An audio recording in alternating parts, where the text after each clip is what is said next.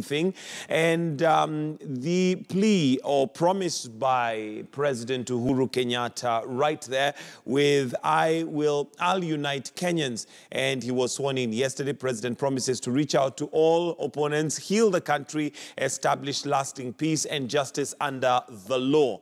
And of course, some of the things that he is expected to do is reach out to the opposition, which he already has done verbally, but practically we are yet to see how that is going to play out. And key pledges that he gave are outlined right here in the nation. Let me just go through a few. In the spirit of inclusivity, I will work to incorporate some of their political, and that is political rival ideas. How he's going to do that remains to be seen. I'll just pick out a few of these key pledges that were made yesterday. On health, we do know that health is one of those sectors in the country that basically has been suffering a lot with the nurses' strike, which took over 5 months, ending not too long ago. But on health, he says we will, over the next 5 years, target achieving 100% universal health care.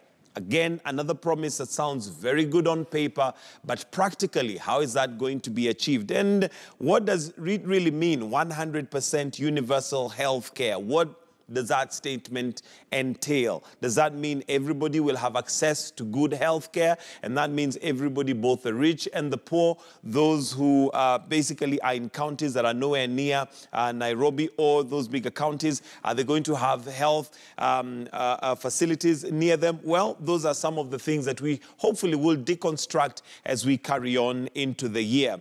On the economy, which is one I'm sure many would be interested in, given that we are at a time where Kenyans are feeling the pinch of the economy for many reasons. One of them being the protracted and lengthened electioneering period that has crippled the economy, that has also made investors shy away from investing and coming into the country. So on the economy, we will continue to strengthen our economic ties, bilateral and multilateral relations. And this was seen by one of the pleas that he made yesterday, one of the promises that anybody coming from an African nation coming into the country will be eligible to get a visa at the port of entry. And this, of course, is supposed to, first of all, make sure that our relations are better positioned with our neighboring countries or other African countries by way of making it easier for their residents coming into the country. But secondly, also strengthening economic ties.